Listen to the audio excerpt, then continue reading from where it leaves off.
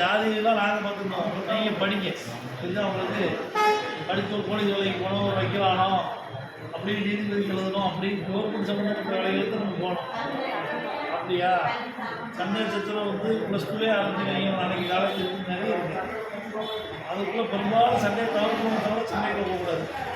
படித்து மரியாதைனா உங்களை தேடி வருவாங்க. படிக்கணும், படிப்பு தான் மெயின். ஜாதி அரசியல் பண்ணால் நாங்கள் மக்களுக்கே ஜாதி கொடுக்குறீங்க.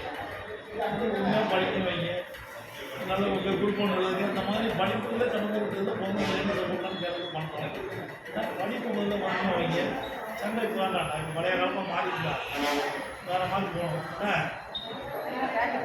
அதெல்லாம் மாற்றணும்.